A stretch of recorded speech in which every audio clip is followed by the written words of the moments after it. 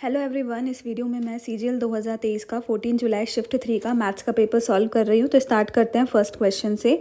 यहाँ पर दिया हुआ है कि Virat can complete a work in 30 days and Daniel is 60% more efficient than Virat to complete the same work.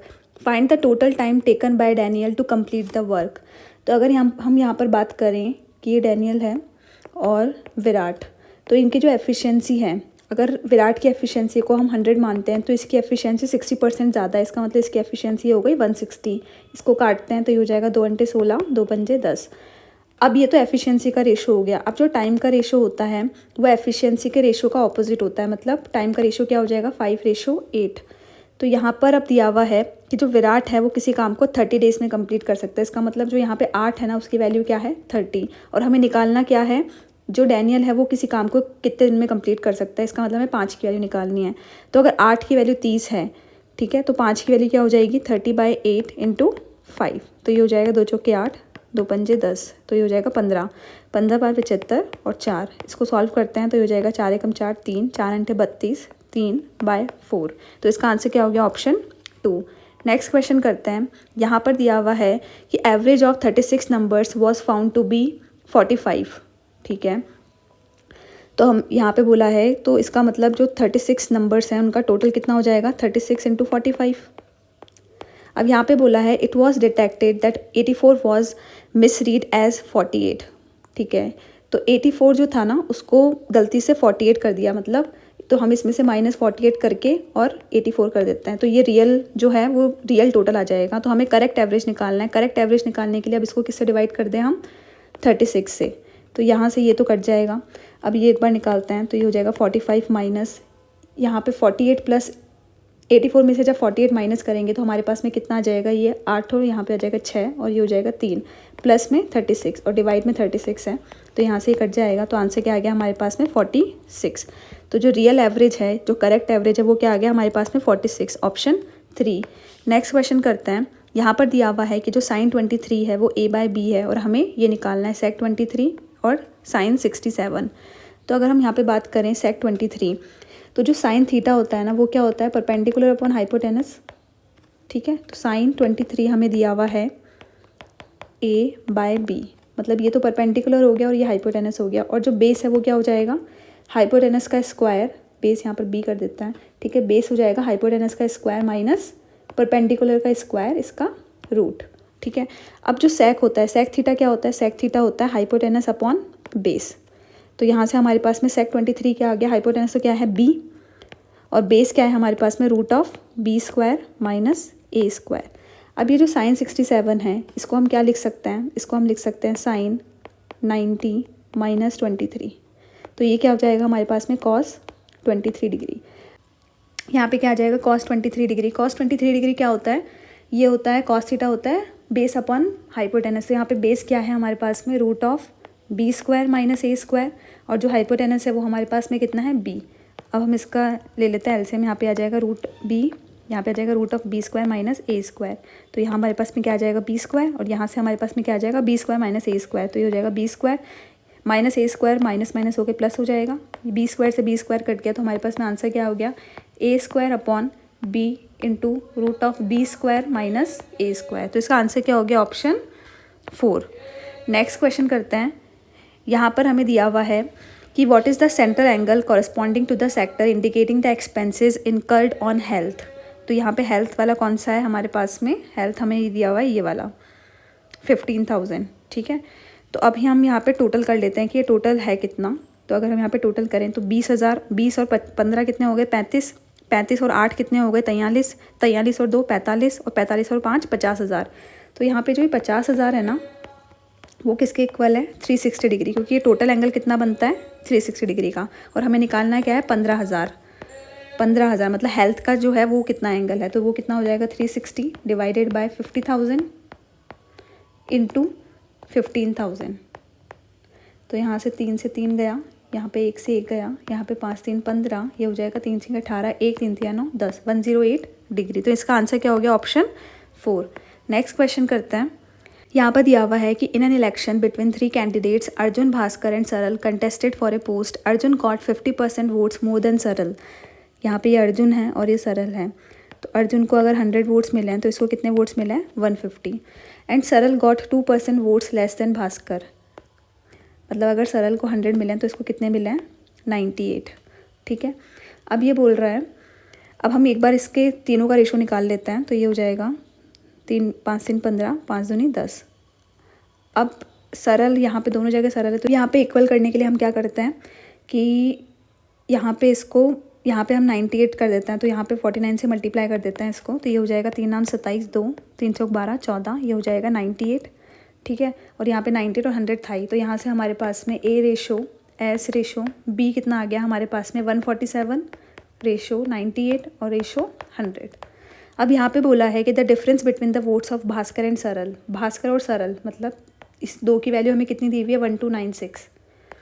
और हमें बोला है what is the half of the difference between the votes of Arjun and Bhaskar, Arjun और भास्कर। तो अर्जुन और भास्कर के वोट्स का डिफरेंस कितना है 47, और हमें निकालना क्या है 47/2 की वैल्यू।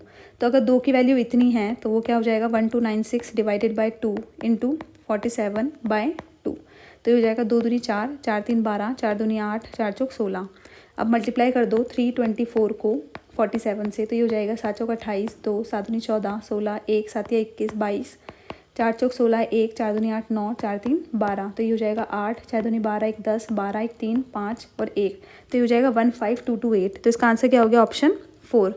नेक्स्ट क्वेश्चन करते हैं, हमें यहाँ पे इससे सॉल्व करना है।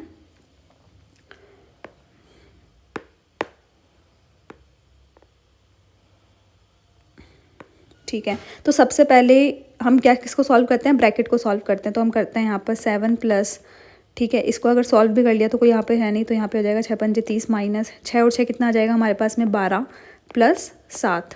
अब सॉल्व कर लो इसको, 7 और 5 12, तो 12 से तो ये वाला 12 कट जाएगा, हमारे पास बच क्या जाएगा 7। तो इसका आंसर क्या हो गया ऑप्शन 2। नेक्स्ट क्वेश्चन करते हैं, in an office a typing work can be finished by Monica in 6 hours. Monica किसी काम को 6 आवर्स में कर सकती है उस टाइपिंग वर्क को, और अनीता जो है वो 8 आवर्स में, और जो मंजू है वो 5 आवर्स में। How much time will they take if they work together. यहाँ पे इसका हम लोग क्या निकाल लेते हैं, हम लोग निकाल लेते हैं इसका एलसीएम। तो इसका एलसीएम क्या हो जाएगा 8 या 24, 24 पंजे 120। तो ये हो जाएगा 6 को इससे डिवाइड किया 20, ये हो जाएगा 15 × 120, और ये हमारे पास में हो जाएगा 24 पंजे 120। अब ये बोल रहा है कि तीनों को कितना टाइम लगेगा, तो इन तीनों की एफिशिएंसी को हम ऐड कर लेते हैं। तो कितना हो जाएगा इनकी एफिशिएंसी 9, ये हो जाएगा 3 और 1 5, तो मतलब 120 डिवाइडेड बाय 59। अब इसको सॉल्व कर लेते हैं।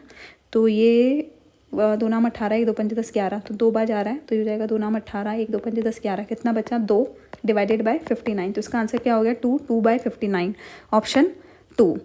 नेक्स्ट क्वेश्चन करते हैं, यहाँ पर दिया हुआ है which of the following statements is incorrect. तो यहाँ पे बोल रहा है सबसे पहला स्टेटमेंट है if a code is extended outside the circle on both and that it is called second. तो ये हमें पता है कि जैसे ये है, ठीक है, ये क्या है, ये एक सेकंड हो जाएगी। ठीक है, तो ये लाइन बिल्कुल सही है। फिर बोल रहा है कि tangent is perpendicular to the radius of the circle at the point of contact. ये भी बिल्कुल सही है कि जो टेंजेंट है, अगर हम यहाँ पर रेडियस ड्रॉ करें तो यहाँ पर ये जो एंगल है वो कितना आएगा हमारे पास में 90 डिग्री का। फिर ये बोल रहा है कि a line which intersect 2 distinct points of a circle is called tangent. तो ये चीज़ गलत है, क्योंकि जो टेंजेंट है वो हमेशा सर्किल को एक ही पॉइंट पे टच करती है, कि कोई भी टेंजेंट होगी तो इस सर्किल को एक ही पॉइंट पे टच करेगी, क्योंकि अगर 2 डिस्टिंक्ट पॉइंट पे टच करती है तो वो क्या हो जाती है, सेकंड हो जाती है। फिर लास्ट वाला पॉइंट है हमारे पास में tangent is a line touching only 1 point of the circle. तो ये स्टेटमेंट बिल्कुल सही है कि तो टेंजेंट है वो सर्किल को केवल एक ही पॉइंट पे टच करती है। नेक्स्ट क्वेश्चन करते हैं, यहाँ पर दिया हुआ है कि जो ए की efficiency is twice that of the B. तो यहाँ पर ए जो है उसकी एफिशिएंसी ट्वाइस है बी की। A can work only for 8 hours a day while B can work for 12 hours a day. If A can finish a work in 12 days, in how many days can B finish the same work? यहाँ पे बोल रहा है कि ये efficiency हमें दी हुई है, और यहाँ पे हमें बोल रहा है कि A किसी काम को 12 दिन में करता है। ठीक है, तो हम ये निकाल लेते हैं कि टोटल काम है कितना। टोटल काम निकालते हैं हम, तो टोटल जो वर्क है, तो ए जो है वो किसी काम को 12 दिन में करता है, और एक दिन में वो कितनी देर काम कर रहा है 8 आवर्स में, और उसकी एफिशिएंसी कितनी है 2। तो ये क्या हो गया हमारे पास में, टोटल वर्क आ गया हमारे पास में। अब ये बोल रहा है in how many days can be finish the same work.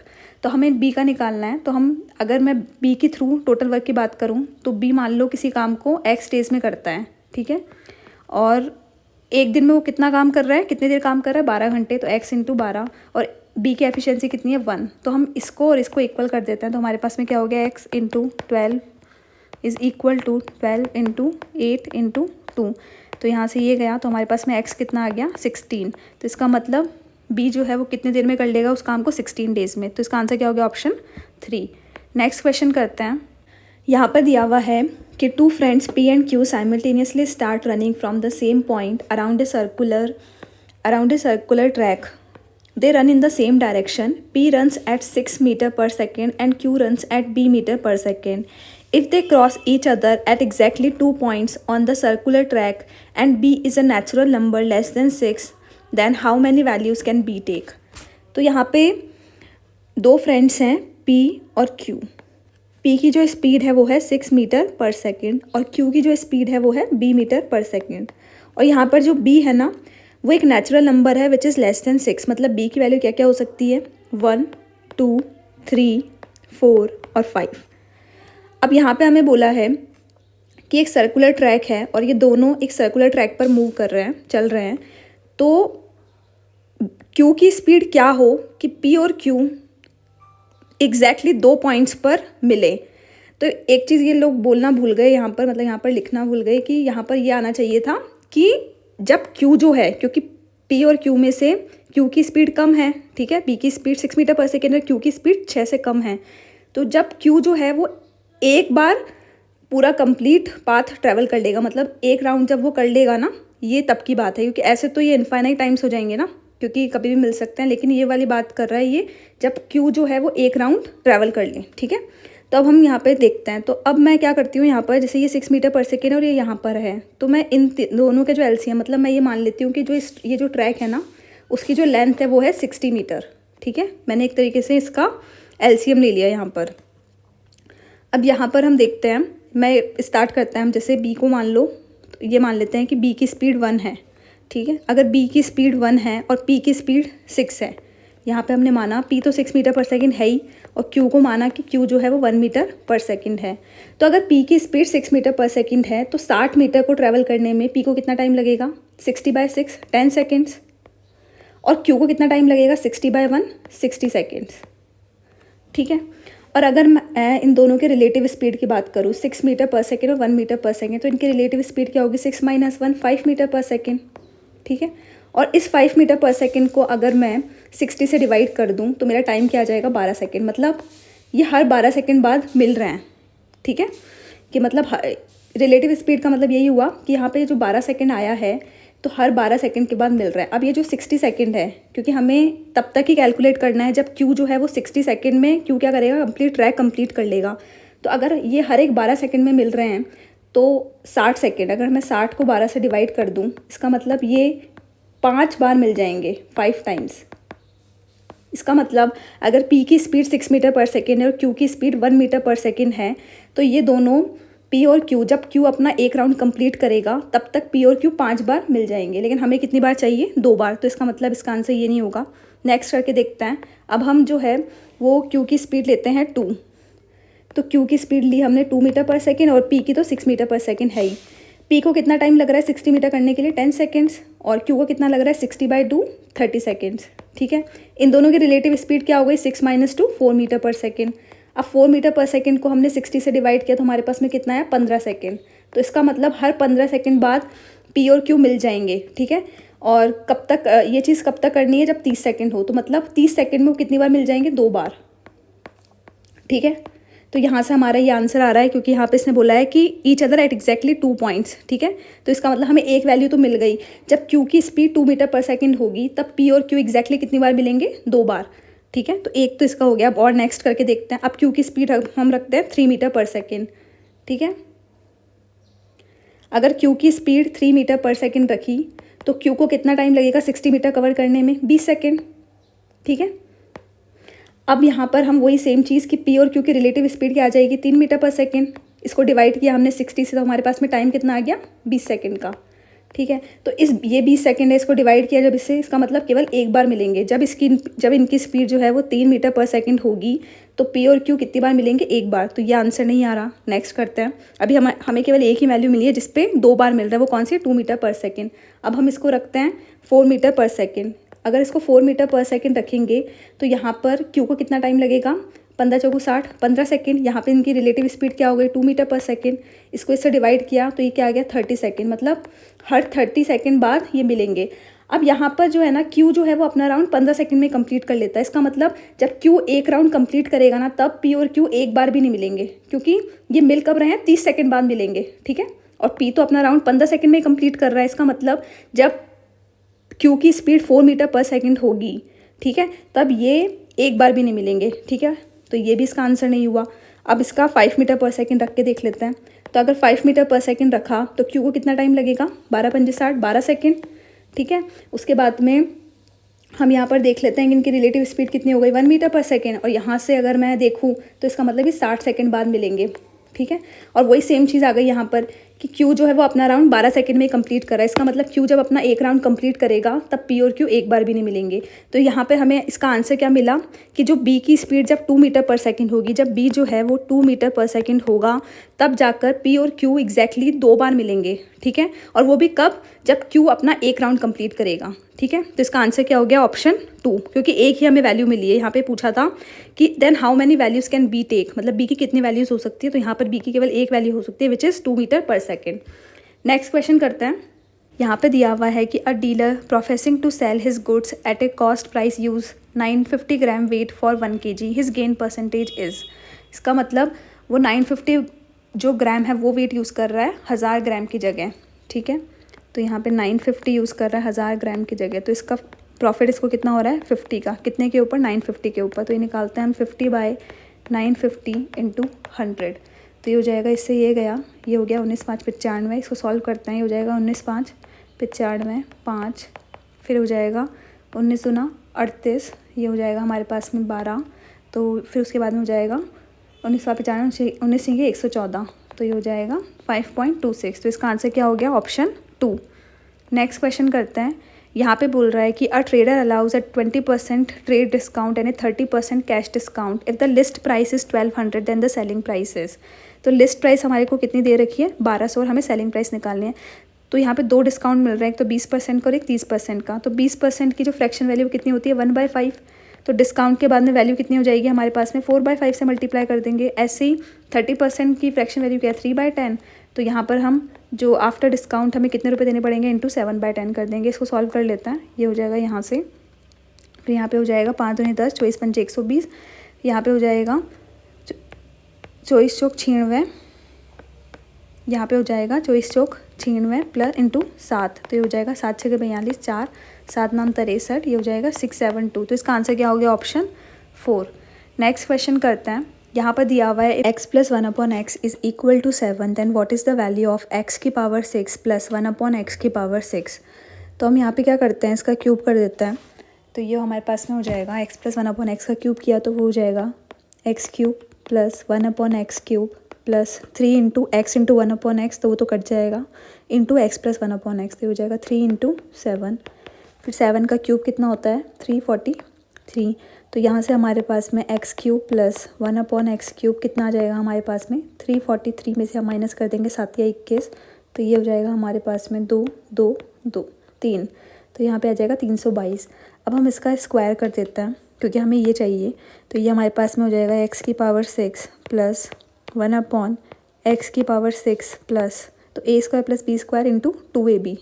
तो ये हमारे पास में हो जाएगा 2 इज़ इक्वल टू 322 का हम स्क्वायर कर देते हैं। तो 322 का स्क्वायर करते हैं हम, तो ये हमारे पास में हो जाएगा 2 दूनी 4, 2 दूनी 4, 2 तिया 6 इंटू 2 दूनी 4, 2 दूनी 4, 2 तिया 6, फिर हो जाएगा 3 दूनी 6, 3 दूनी 6, 3 तिया 9। तो ये हो जाएगा 4 8 6 4 10 16 और एक 7 और 6 13 और एक 10। तो ये हमारे पास में क्या आ गया, 103684 103684। तो यहाँ से हमारे पास में x³ प्लस 1/x³ कितना आ जाएगा, 2 को हम इधर ले जाएंगे तो ये हो जाएगा 103682। तो इसका आंसर क्या हो गया, ऑप्शन 2। नेक्स्ट क्वेश्चन करते हैं। यहाँ पे दिया हुआ है कि the current age of Sudhir and Ashish are in the ratio 5:7. ठीक है. 12 years ago the ratio of their ages was 1:2. what will be the age of Sudhir after 5 years from now? तो सुधीर और जो आशीष है उनका रेशो कितना था करंट एज का 5:7. 12 साल पहले उनका रेशो क्या था 1:2.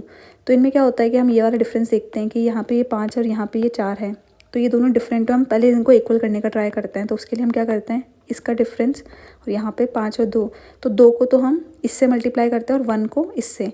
तो हमारे पास में एस और ए को यहाँ पे अगर 1 से किया तो ये तो 5:7 ही रहेगा, और इसको अगर 2 से करेंगे तो ये जाएगा 2 एकम 2, 2 दूनी 4. अब यहाँ ये वाला डिफरेंस और ये वाला डिफरेंस सेम है, तो ये हमें कितना दिया हुआ है, ये वाली जो चीज़ थी 12 साल पहले की एज का रेशो है. तो 3 की वैल्यू हमारे पास में क्या आ गई 12. ठीक है. तो अगर 3 की वैल्यू 12 है तो 1 की वैल्यू हमारे पास में क्या आ गई 4. तो यहाँ से हमारे पास में 5 की वैल्यू कितनी आ गई 4 पंजे 20. अब ये बोल रहा है what will be the age of Sudhir after 5 years from now. तो ये करंट एज हो गई इसकी, और 5 साल बाद इसकी एज क्या हो जाएगी 25. तो इसका आंसर क्या हो गया ऑप्शन 2. नेक्स्ट क्वेश्चन करते हैं. यहाँ पे दिया हुआ है कि a man invest a total sum of ₹10,000 in a company. A part of the sum was invested at 10% simple interest per annum and the remaining part at 15% simple interest per annum. If the total interest accrued to him in 2 years equals 2,400, the sum invested at 15% simple interest per annum.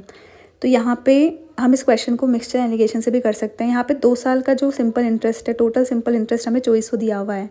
तो 2400 simple interest हो गया हमारा कितने के ऊपर 10,000 के ऊपर.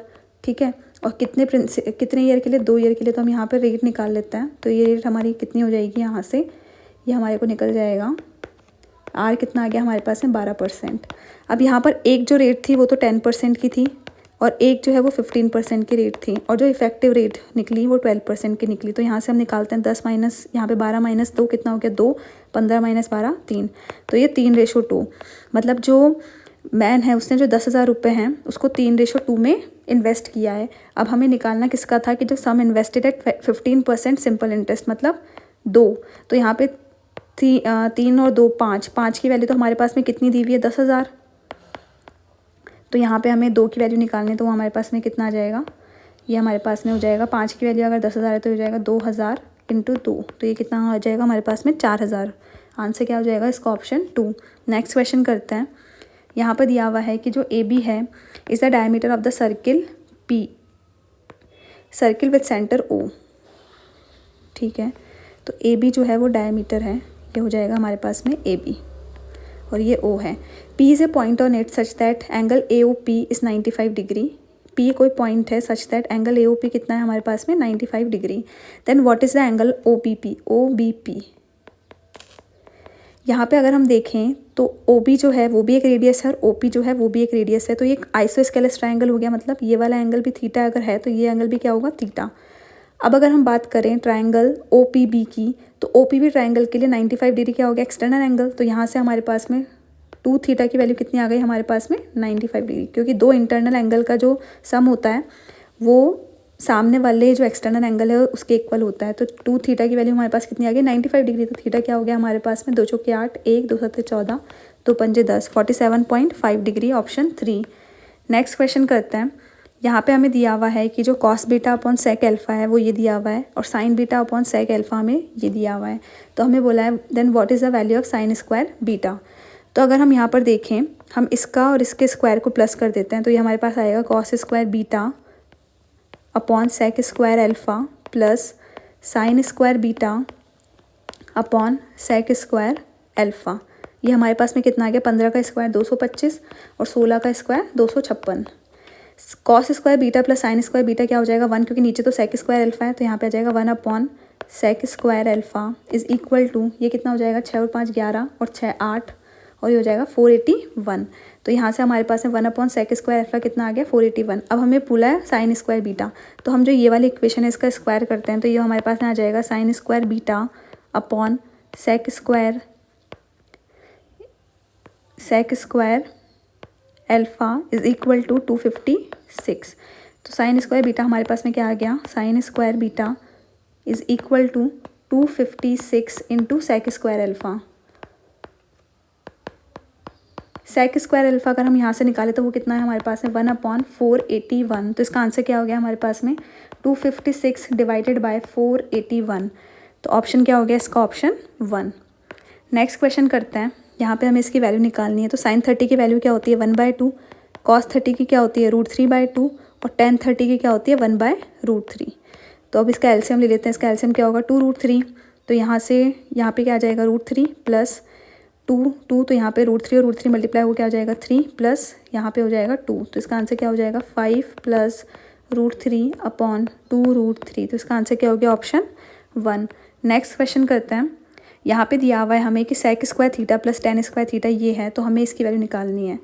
तो ये जो है इसको हम क्या लिख सकते हैं sec square theta plus tan square theta multiply में sec square theta minus tan square theta.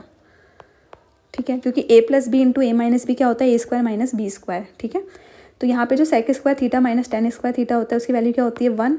तो इसका मतलब जो सेक की पावर 4 थीटा माइनस टेन की पावर 4 थीटा की वैल्यू क्या होगी sec square theta plus tan square theta, जिसकी वैल्यू हमें दी हुई है 25/18। तो इसका आंसर क्या हो जाएगा? ऑप्शन 4। नेक्स्ट क्वेश्चन करते हैं। तो यहाँ पर हमें दिया हुआ है कि volume of cone is this. तो कोन का वॉल्यूम क्या होता है 1/3 पाई r²h। वो हमें कितना दिया हुआ है 73920। और हमें बोला है the height of the cone is this then find the diameter of its base. ठीक है, सॉल्व करते हैं। ये हो जाएगा 1/3 22/7, ये हो जाएगा r²। h कितना दिया हुआ है हमें 160, यहाँ से आ जाएगा 73920। इससे ये गया, ये 8 से कट रहा है क्या? हाँ, तो ये आ जाएगा 8 दूनी 16, ये हो जाएगा 8 9 72, 1 8 दूनी 16, 3 8 चौक 32। ठीक है, तो ये वापस 4 से कट रहा है, तो यहाँ से 2 ले लेते हैं और इधर से 2 लेते हैं, तो ये 11 बच जाएगा। यहाँ पे आ जाएगा 2 4 दूनी 8, 1 4 3 12, 4 एकम 4। अब ये 11 से कट रहा है, हो जाएगा 11 दूना 22, 1 11 एकम 11। तो यहाँ से हमारे पास में r² कितना हो गया? यहाँ पे 7 या 21 था, तो 21 इंटू 21। तो यहाँ से हमारे पास में r कितना आ गया 21। लेकिन हमसे पूछा क्या है? हमें पूछा है डायमीटर। तो डायमीटर क्या हो जाएगा 2r। डायमीटर कितना आ जाएगा हमारे पास में 42। आंसर क्या होगा इसका? ऑप्शन 4। नेक्स्ट क्वेश्चन करते हैं। यहाँ पे दिया हुआ है A and B have some toffees if A give 1 toffee to B then they have equal number of toffee. तो मान लेते हैं कि A और B के पास में, A के पास तो A टॉफ़ी थी और B जो है उसके पास में B टॉफ़ीज़ थी। अब ये बोल रहा है A gives 1 toffee to B, मतलब A के पास अब कितनी बच जाएगी A-1 और B के पास कितनी हो जाएगी B+1। तो दे have equal number of toffees, मतलब A-1 is equal to B+1। तो यहाँ से हमारे पास में क्या आ गया A-B इज़ इक्वल टू 2। ये फर्स्ट इक्वेशन आ गई। फिर दिया हुआ है B gives 1 toffee to A, तो B के पास कितनी रह जाएगी B-1। Then the toffees with A are double with B, मतलब B का डबल टॉफ़ी होगी A के पास में। A के पास में कितनी हो गई A+1। ठीक है, इसको सॉल्व करते हैं तो हो जाएगा 2B-2 is equal to A+1। तो यहाँ से हमारे पास में 2B - A is equal to 3। ये क्या आ गया हमारे पास में सेकंड इक्वेशन। तो अब हम फर्स्ट इक्वेशन और सेकंड इक्वेशन को अगर प्लस कर दे तो हमारे पास में क्या बच जाएगा? A से तो A कट जाएगा क्योंकि यहाँ पर A पॉजिटिव में, यहाँ पे नेगेटिव में। 2B - B हमारे पास कितना आ जाएगा B, और यहाँ से B हमारे पास में कितना आ जाएगा 5। तो अगर B 5 है तो A हमारे पास में कितना आ जाएगा? इस इक्वेशन में B को 5 रख देते हैं, तो 5 इधर जाके कितना आ जाएगा 7। तो A की वैल्यू कितनी आ गई 7। अब हमें बोला है कि number of toffees with A and B, total number of toffees निकालनी। तो 7 + 5 कितनी हो जाएगी हमारे पास में 12। तो इसका आंसर क्या हो गया? ऑप्शन 1। नेक्स्ट क्वेश्चन करते हैं। यहाँ पर ये एक टेबल दी हुई है और यहाँ पे दिया हुआ है कि the table shows the percentage of students of 4 departments mechanical, civil, computer science and applied with each student being in only 1 department. The table also shows the number of students of these 4 departments in 5 different colleges with the total number of students being 2080। ठीक है, total number of जो students हैं वो 2080 हैं। If the number of students in IIT Bombay is 20% less than the number of students in IIT Madras. ना तो IIT Madras में दिया हुआ है और ना ही IIT बॉम्बे में है। तो हम ये मानते हैं कि ये हो गया बॉम्बे और ये हो गया मद्रास। तो ये बोल रहा है कि मान लो मद्रास में अगर 100 स्टूडेंट्स हैं तो IIT बॉम्बे में कितने होंगे 20% लेस, मतलब 80 स्टूडेंट्स। इसका रेशो कितना आ जाएगा 4:5। अब बोल रहा है than the number of students in IIT Bombay. तो हमें यहाँ पे दिया हुआ है कि 2080 है, तो इसका मतलब ये जो पूरा है ना इसका जो सम है वो कितना होगा 2080। तो हम पहले तो इन तीनों का सम निकालते हैं, सबका सम निकालते हैं। ये हमने मान लिया ये B है और ये हमारा M है, तो हम सम निकाल लेते हैं। तो ये हो जाएगा हमारे पास में 0 8, ये हो जाएगा 4 दूनी 8 और ये 11 प्लस b प्लस m, ये हमें कितना दिया हुआ है 2080। तो यहाँ से हमारे पास में जो b प्लस m है वो कितना आ गया हमारे पास में, इसमें से 1180 माइनस कर दो, ये हो जाएगा 00, ये हो जाएगा हमारे पास में 900। अब हमें बोला है हमें IIT बॉम्बे का निकालना है, तो यहाँ पे 4 + 5 मतलब 9 की वैल्यू तो हमें कितनी दी हुई है 900, और हमें IIT बॉम्बे मतलब 4 की वैल्यू निकालनी है। तो अगर 9 की वैल्यू 900 है तो 4 की वैल्यू कितनी आ जाएगी हमारे पास में 900 / 9 × 4, तो हमारे पास में कितना आ गया निकल के 400। तो इसका आंसर क्या हो गया ऑप्शन 4। नेक्स्ट क्वेश्चन करते हैं। यहाँ पे हमें इसे सॉल्व करना है कि सबसे पहले हमें ब्रैकेट सॉल्व करना होता है। ब्रैकेट्स में भी हम सबसे पहले इस ब्रैकेट को सॉल्व करेंगे, फिर हम इसे करेंगे, फिर हम बिग ब्रैकेट इसको सॉल्व करेंगे, फिर उसके बाद में ऑफ को सॉल्व करेंगे। तो अब इसको हम लिखते हैं, तो ये हो जाएगा हमारे पास में 85/34 × 1/18 माइनस, इसको सॉल्व किया अगर हम 46/69, एक सेकेंड, ये हमारे पास में हो गया 46/69। तो डिवाइड, तो यहाँ पे इंटू करने के लिए ऑपोजिट आ जाएगा, यहाँ पे 135 आ जाएगा और यहाँ पे क्या आ जाएगा 27, ठीक है। फिर आएगा हमारे पास में माइनस, इसको सॉल्व कर लेते हैं एक बार, ये किससे सॉल्व हो रहा है, तो ये हो जाएगा 23 × 46, ये हो जाएगा 23 × 3 = 69। फिर हमारे पास में आ जाएगा, ये हो जाएगा 3 × 4 = 12, 3 × 5 = 15, ये हो जाएगा 9 × 5 = 45, 9 × 3 = 27। तो यहाँ से हमारे पास में क्या आ गया 10/3। अब इसको सॉल्व करते हैं, तो ये हो जाएगा 86/129 × 91/14। तो ये सॉल्व हो रहा है क्या, तो हम देखते हैं, ये 13 × 7 = 91, ठीक है। तो ये हो जाएगा 13 और ये हो जाएगा 7 दूनी 14, ये हो जाएगा 2 × 4 = 2 × 3 = 6, फिर ये आ जाएगा 3 बार इससे कट रहा है, तो हमारे पास में क्या आ गया -13/3, ठीक है। इसको सॉल्व किया तो यहाँ से हमारे पास में क्या आ गया -3/3 मतलब -1। तो हमारे पास में इक्वेशन क्या बच गई अब हमारे पास में, ये तो बाहर था ही, इसको चाहे ऐसे सॉल्व कर लो या फिर इसको ऐसे कैसे ही रहने दो एक बार, या फिर सॉल्व कर लो इसको। 7 × 5 = 85, ये हो जाएगा 7 दूना 34। तो यहाँ से आ गया हमारे पास में 5/36 माइनस, अब हमारे पास में अंदर क्या बच गया -1, ठीक है। और यहाँ पे क्या ऑफ 112/36। तो सबसे पहले ऑफ सॉल्व होगा, तो ये हो जाएगा 5/36 माइनस -1, ऑफ का मतलब क्या होता है इंटू, तो ये हो जाएगा 112/36। तो यहाँ से हमारे पास में क्या आ गया, माइनस और माइनस होकर प्लस हो जाएंगे, तो ये हो जाएगा 5/36 प्लस 112/36। तो यहाँ से हमारे पास में कितना आ गया 117/36, ठीक है। अब ये कट रहा है क्या, ये कट रहा है 9 से, तो ये हो जाएगा 9 × 4 = 36, ये हो जाएगा 9 × 1 = 9, 3 9 3 27। इसको सॉल्व करते हैं, हमारे पास में क्या आ गया 13/4। अब 13/4 इन्होंने इस फॉर्म में दिया हुआ है, तो इसको कर देते हैं 4 × 3 = 12, बचा कितना 1/4। तो इसका आंसर क्या हो गया 3 1/4, ऑप्शन 4। नेक्स्ट क्वेश्चन करते हैं। यहाँ पे दिया हुआ है कि an inlet pipe can fill an empty tank in 140 hours. जो इनलेट पाइप है वो 140 आवर्स में फिल कर सकता है, और जो आउटलेट पाइप है ना वो निकाल सकता है कितनी देर में 63 आवर्स में। इनका एलसीएम निकाल लेते हैं, इसका एलसीएम हो जाएगा 140, यहाँ पे 7 तो है ही और 9, तो ये हो जाएगा 14 9 126, 1260। तो आई की एफिशिएंसी तो कितनी निकल कर आ जाएगी हमारे पास में 9, और यहाँ से 63 को इससे डिवाइड करेंगे तो ये हो जाएगा 7 और 9, तो ये हो जाएगा 20, ठीक है। अब हमें बोल रहा है कि जो इनलेट पाइप्स हमारे पास में कितने हैं 8, और जो आउटलेट पाइप्स हैं वो हमें निकालना है, जो कितने हमारे पास में आउटलेट पाइप्स हैं। तो जो टैंक है ना वो कम्प्लीटली कितने टाइम में फिल हो जाता है 105 आवर्स में, और टैंक की कैपेसिटी कितनी है 1260। तो इसको इक्वेशन को हम बनाते हैं, तो ये हमारे पास में आ जाएगा 9 एफिशिएंसी है एक इनलेट पाइप की, तो हमारे पास में 8 इनलेट पाइप है, माइनस क्योंकि जो आउटलेट पाइप है उसको हम माइनस में लेंगे क्योंकि वो पानी को निकाल रहा है, ठीक है, -20 आउटलेट पाइप की एफिशिएंसी, और कितने आउटलेट पाइप हैं वाई, ठीक है।